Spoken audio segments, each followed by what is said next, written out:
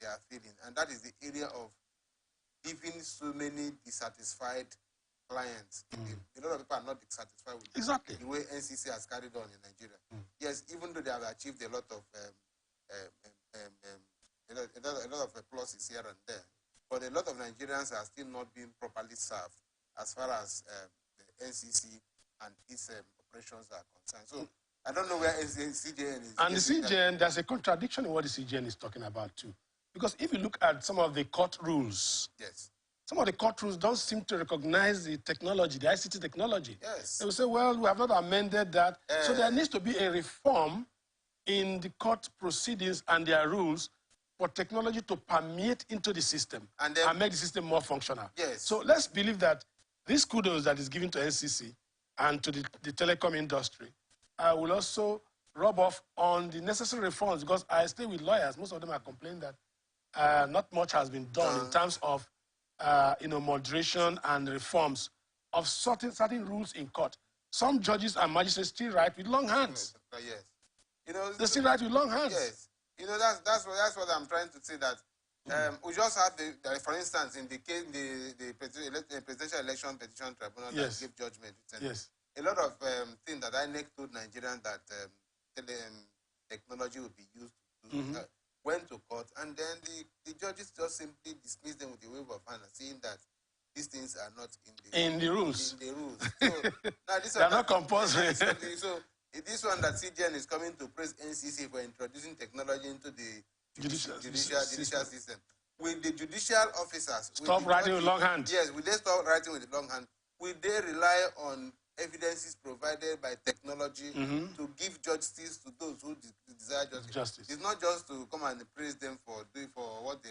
Let us see whether is this another way of telling the other, maybe the lower courts, that see, you ought to admit evidence that is from the technology. And the rules will be amended to accommodate electronic recording. Because that is not yet there. I don't know the last time we went to court. The electronic recording is not yet there. They're using long hands, and the long hands are slow. Yes, they are not just slow, they are not also very accurate. Exactly, because it is affecting the speedy dispensation of justice.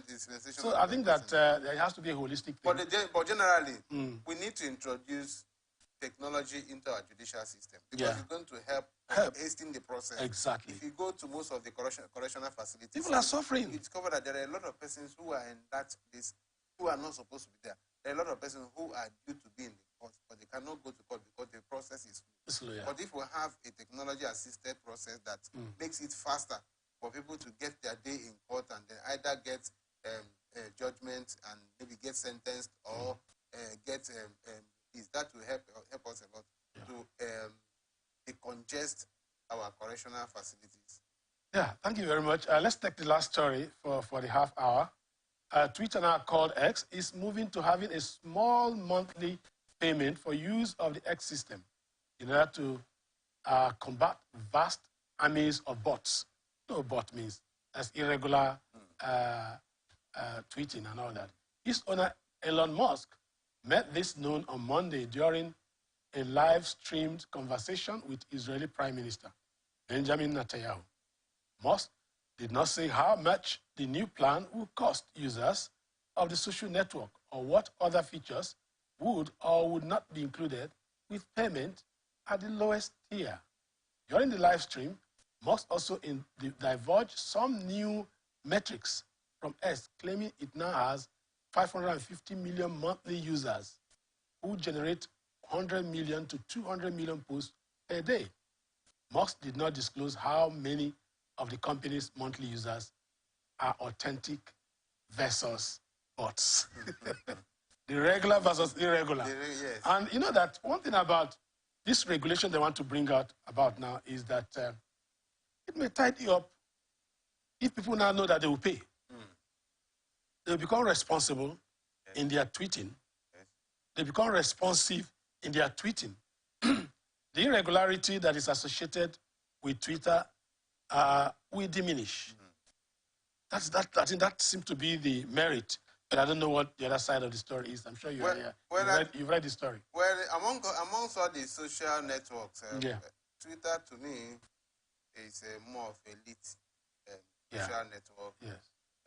It's not for the lower cadre of the society. And so when the owner of the social network is talking about introducing some kind of fee, subscription fee for usage of the platform, I think that those who have become so used to the platform will still be able to afford whatever demand they want to start. Like we all know, Musk is a businessman. He doesn't. In fact, he didn't buy over X, former Twitter, for just acquiring sake. He bought it over because there is need for him. That is what most businessmen use. Yes, because that's what. So he wants to make money from what those businessmen do.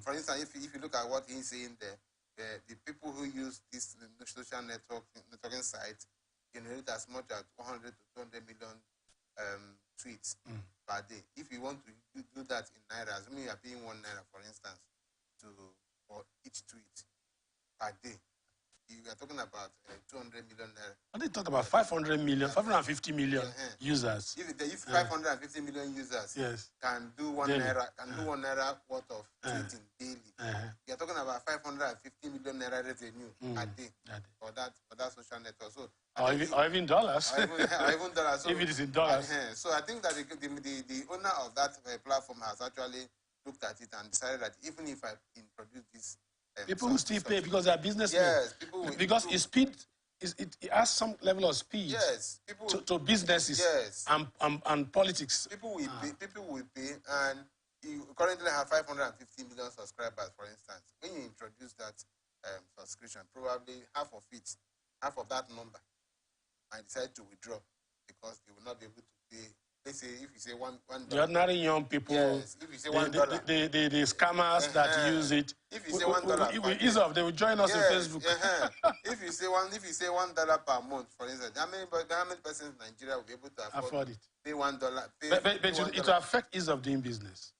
That's the negative aspect. That's what I said earlier. That the people who use Twitter are the elites. Yes. So even if they are businessmen, they will put it in the cost of business. They will put it in the cost of their whatever they are doing. Transaction, and so anybody who wants to buy into their service will have to pay that money they pay to. Well, the thing is that Nigeria is a mixed economy, but it's more capitalist. Yes. Basically, the owner of Twitter, the owner of X, is just trying to see how he can maximize the fact that there are 550 million persons who use his platform on daily basis. You want to see what he can get out of it, and that's just it. Well, I think that is serious because we're looking at how it will affect the ordinary man. The way it will affect the ordinary man is that most manufacturers, most businessmen use Twitter or X in transacting their business because its speed is precise, it's concise, it eases direct communication. And he also has the right. He also has the right customers, yes, right clients, exactly, as case may be. exactly, the right clients, yes, exactly, and it's fast. And so I think that if they begin to put some encumbrances in terms of subscription, it will really have a multiplier effect, and it will snowball into increased cost of production. Yes, that is the point. When you talk about cost of production, because you may say the ordinary people are not involved. But they are involved indirectly. Yes. But in terms of communication, they may not be there. May not be there. But a lot of young people, my little children on Twitter, following some big men in Twitter, following celebrities and all that. I think what that will mean is that there will be a kind of reduction in this, and Facebook may blossom because Facebook is one for everybody. But again, there are other social networks, Telegram and all that. But again, I think that the owner of X also should also look into the matter again, because nobody goes to. It's a small. Nobody goes to that platform to watch any picture or any video for free. Yes. You will need to have data, and I think that this data comes from the telecommunication companies, and people pay for it. And people pay for it. So I think that just like you go to Facebook and watch any video or watch pictures, you spend data to do that. I think that there should be a relationship or a kind of an agreement between the network providers and this platform. This is where NCC comes in now. the various state regulatory bodies should have to collaborate. Yes, they have to be, so that as you are using data, because I look at it to be double taxation if you want. Yeah. Because even if I pay subscription to X, I will still need data to be able to watch whatever I want to watch. So that way, I'm paying twice. Exactly. So there shouldn't be double jeopardy. That shouldn't be. Well, thank you very much. That's much we can take on this half hour. In the second hour, we may enlarge the panel because this is press round table. And so, the more the merrier. Don't get away, we'll be right back in a jiffy.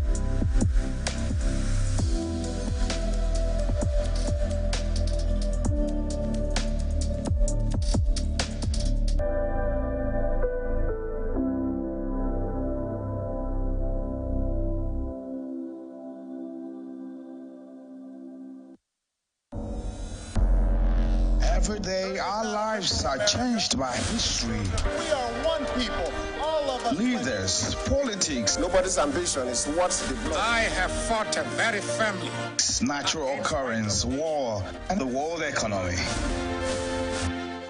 I belong to everybody, and I belong to nobody. ATN covers it all on ATN Politics today.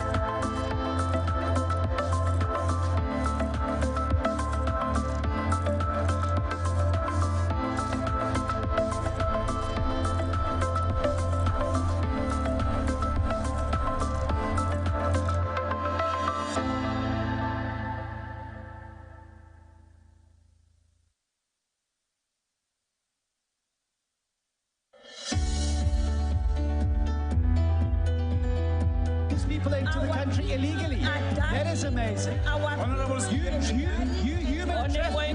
trafficker. Honorable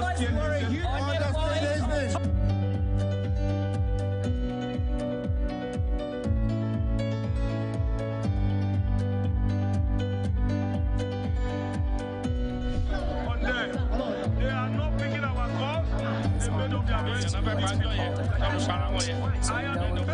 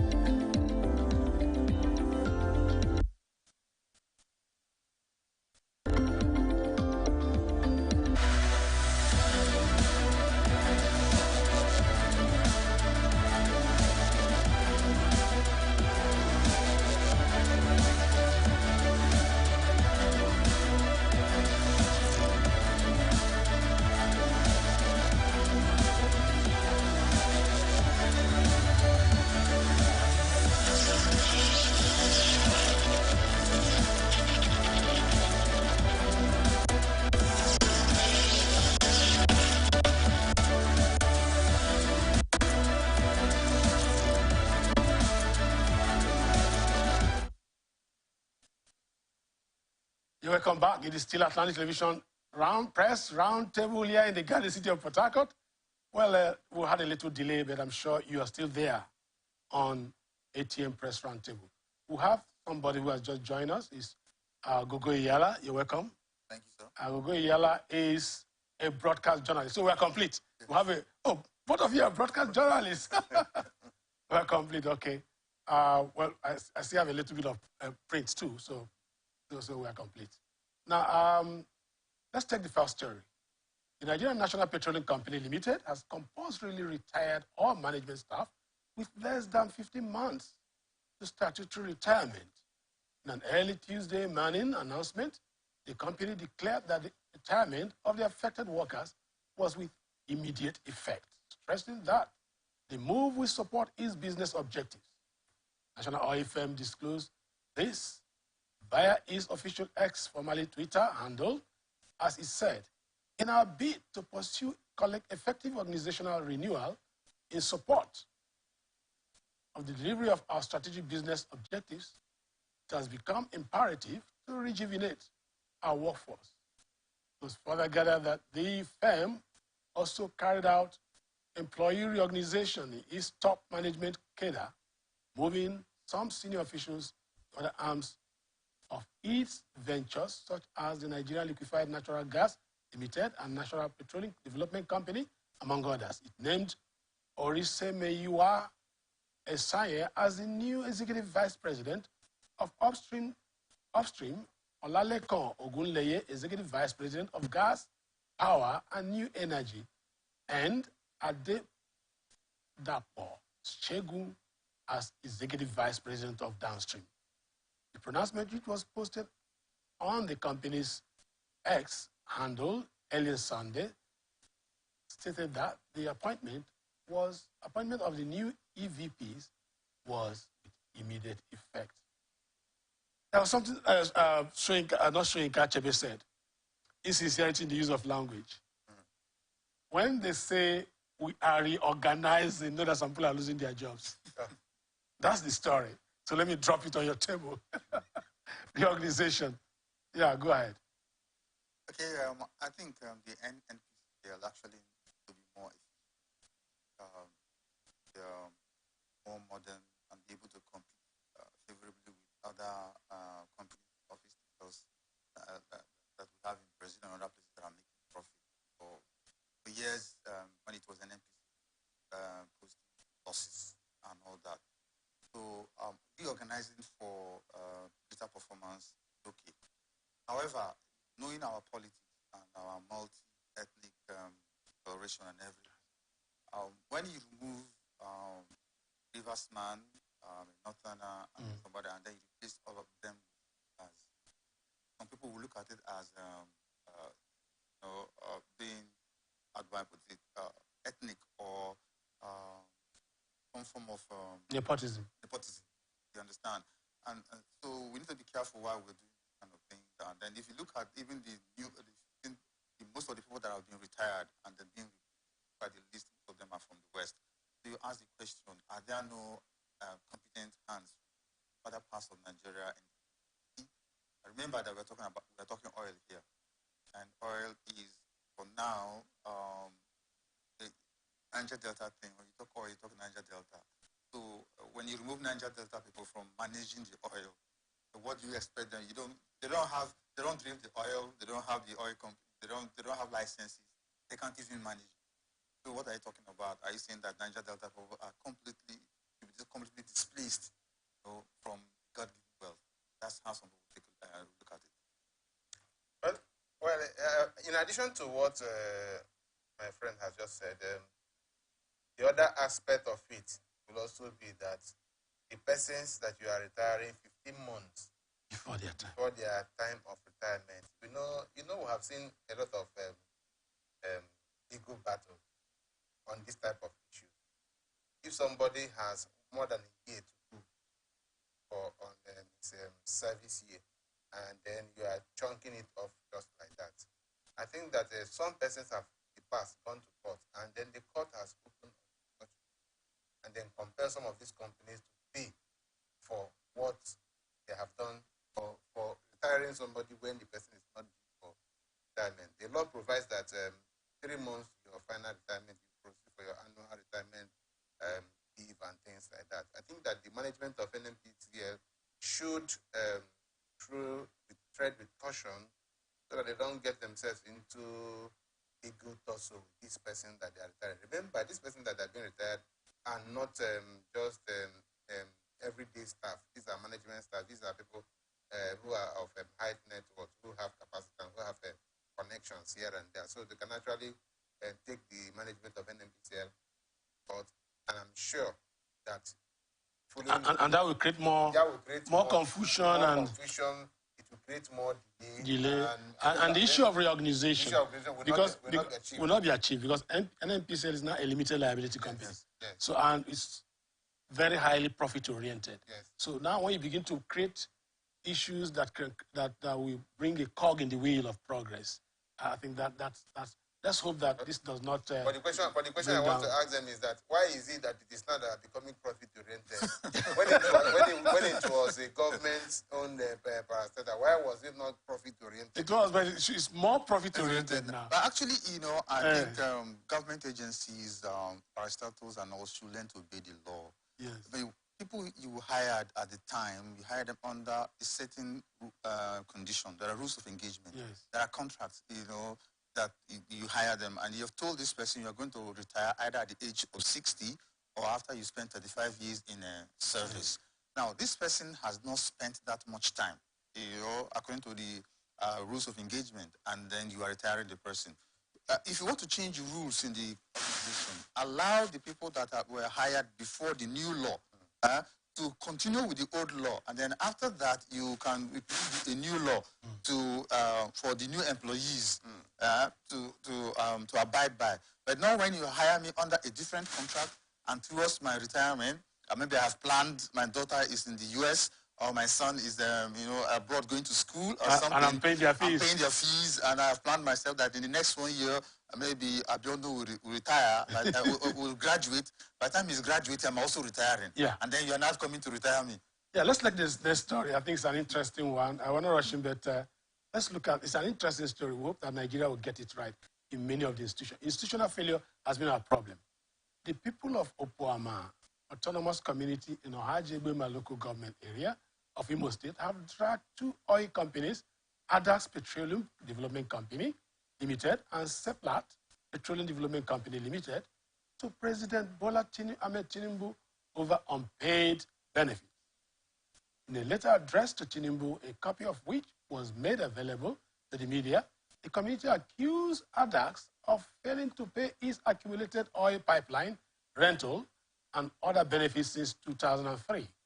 The letter, which was signed by the acting paramount ruler of the community, Prince Kingsley Ezo Ikeyiri, alleged that Seplat has been paying benefits due the community to a few individuals, thereby making it impossible for a majority of the people to benefit. The letter reads in part, these abnormal non-payment of Opoama accumulated oil pipeline rental payments and monumental diversions of the money and materials meant to Umu Iyasara Ata town and not for the entire Opoama autonomous community by communities and agencies operating in Opoama in conspiracy with cohorts has become a recurring decimal, which needs to be nipped in the bud before it gets completely out of control, particularly with Adax Petroleum in the center of the imbroglio. We have a very serious narrative here. Divide and rule has always been the issue. That's what led to a lot of pogrom killing in Rumekwe. That's what's appearing to be here. Some people are collecting on behalf of the community and shortchanging the rest. It's a normal cause of crisis in the oil region of Nigeria. Yeah. Yes, let's consider the position of Adax and Co. They are not from Opoama community. They are there to do business. Yeah. And then Mr. Ago and Co. have come to tell them that we will guarantee you doing this business here. Nobody will disturb you. We are the boys. We are the strong men here. Yeah. Just pay us 20 million every year, and that will make sure that your business goes smoothly. And then, the company looks at it and says that the community or the EZE is asking for what, if you go through what the EZE is asking, to cost them hundreds of millions. So they should, so you pay less. So they pay these guys to keep them there to do the work. So to a very large extent, you know, the security agents are also involved. They gain from these things. So that's why it is happening. That's why it goes unchallenged. You understand? You can imagine that instead of going to court or going to reporting the matter to the police or anything, they are going straight to the president. You know, which means that in the past they've tried all these processes, and it didn't pay them. Because there are strong men in the community. Strong men in the community. The oil company has money. If it pays the DPO, you know, the commissioner, so a certain amount and get the boys. And get the boys. You know the problem of the, cultism in Nigeria. Just get the boys to make sure that nobody disturbs. You know, and then business flows. Yeah, I also think that the oil companies are very, very notorious when it comes to doing this type of thing. For instance, when you are going into a community, you should know there should be feasibility study. You should be able to study the environment to know how the environment operates. For instance, if you are coming to my community, for instance, there are 9 villages that made up my community. These 9 villages have their village heads, you know, who operate under one king. Segmentation of the publics. So, segment the publics. So whenever you want to take any decision that has to do with that host community, I suppose that you know where to go to. And when you get there, you should be able to ask for so and so and so and so and so before you dish out whatever you want to dish out. It's not for you to go and see two boys who think that they are 2 boys or 2 men who think they have the monopoly of violence, and then I come to you and I say, oh, because it's cheap, let me deal with them. And then tomorrow you see where it has landed you now. Like, if you look at the 2 companies, assuming the president decided to be magnanimous to the community enough, and then decide to move for the license, the operational licenses to be withdrawn. You will see, you will see that some persons will lose their job, and then the company will be out of business, and nobody will get benefit from it. So I want to advise all these companies to always do due diligence whenever they want to embark on anything. If I have an oil company and I want to deal with a community, I will not do anything with individuals. Neither will I do anything in terms of cash. Because what is causing this problem is giving out cash. If a community can nominate projects, nominate foundations, nominate a number of things that the oil companies can fund, and the oil companies will be diligent enough to fund those things to the latter, then I don't think there's any reason why anybody should go to this community to say, oh, you must pay us. If you don't pay us, you will not operate and things like that. So it is the oil company that should be able to do the right thing, follow the due process, and at the end of the day, you see that nobody will come to disturb you, and you operate really, you will be happy doing your business, and of course, your host community also will be happy that they hosted you. There is no need why a host community should be thrown into crisis and penury because one oil company is operating. It doesn't pay you that you operate, make all the profits. I think that this is going to be our last story because the major issue is a public relation crisis, conflict management. Like we are saying, when you enter, it's a public relation issue, and most of us here are in PR and public relations. When you enter a community, the PR will be the first set of people that will engage the people. And what do? They segment the various publics. And then when you segment the publics, the traditional rulers, council, if it is areas that have and all that, then you talk about the youth groups, talk about the women groups, then the elites that have these are even the political elites, the local government. You know all this, and when you know this, then you know whom to interact with, whom to pay whatever you want to pay. But the problem is that most oil companies are mischievous. It's mischief. What happened in Rumekpe is a very good example. Even at Umechem, we have that issue. And most communities in River State, for example, is of proximity to us, so I understand the environment. So they are mischievous because once they are able to deal with one chief, who may not be the main chief, or some group of Donwanis, you know, they are satisfied. And they just tip them and they feel that the business is protected. That is the issue. I think, you know, let us not just condemn the oil companies. Sometimes it's difficult to identify whose community. Then that's about public relations. You understand? I'll give you an example now. You know, we have Bonny. LNG is in Bonny. But the LNG proper is in Finima. Yeah. You understand? And then FINIMA has its own, Amainabo or whatever they call it. They have their own traditional institution and everything. They have their, paramount ruler. They don't call it Amaina, but they have their own paramount ruler and everything. Amadabo. In Bonny. Yeah. You understand? Now, because of the overwhelming influence of the Amainabo of Bonny, everything, or most of the things goes to the Amainabo. Meanwhile, the host community per se is FINIMA. So there is this trouble, or there is this constant conflict between the community FINIMA and the bigger umbrella, the Amainabo of Bonny. Until recently, FINIMA, they went to court, and then the court now recognized FINIMA as the host community. Normally, it's not supposed to be so. Because where oil companies operate, we have host communities or host families. Yes. And then we have impacted families and impacted communities. Exactly. So there are three of us here. The host is this man. But the pipe is passing from my village to his, to the facility. And then it's also passing through your village to the ocean or whatever. So you are impacted, I'm also impacted. So, if there's any disaster in this community, it affects me. So I'm a stakeholder. So you're a stakeholder. So, but you are not a host. He is the host. So he should get what the host is supposed to get. Yes. And then you and I should get what the impact. That is the business of public relations. When they come to the Institute of Public Relations to talk about some of these case studies, I usually tell them that they should not humiliate the profession. They should make sure that, because profession deals with issues, conflict management and relationship management. So if you're not able to manage information, because this is a communication issue, you should know who to talk to and who not to talk to, how to talk to, when to talk to, where to go and where not to go. Once that fails, I believe strongly that most times it's not professional failure from those who manage information, or public relations people, community relations people. Sometimes it's outright mischief by the oil-bearing companies, not the multinational that come. When they come, they want it cheap. They want to get what they want. And yet they don't follow the rules that are applicable in their home countries. That is the problem. They'll start asking questions like, do I have to see all these people? All these people. Do I have to see them? They want to cut corners. He's a strong man here. Why can't when I said to him, he can now edge this Why can't and then there are some of us too who are also from these communities who also collaborate with this oil company. Yes. Normally. To tell them that, all you need to just settle this boy. Just settle this boy. Settle this boy, you're okay. Yeah, okay. You're okay. Then again, if you take the case of that Bonny, like my brother has mentioned, if you take the case of Bonny, I also think that it is a case of somebody not being sincere.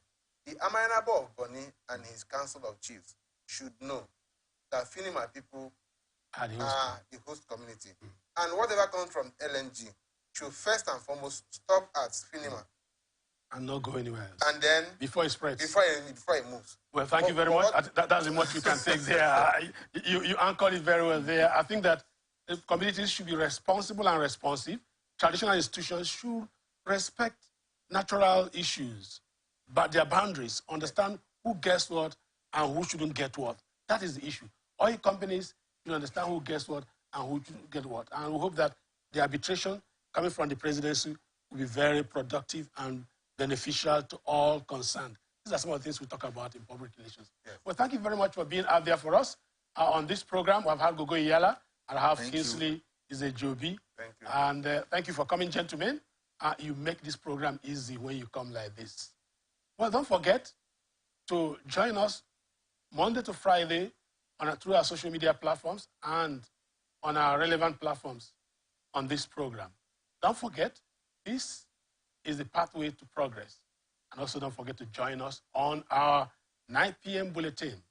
That's our global roundup. My name remains Bon Woke. Please don't go away. Stay tuned for that program.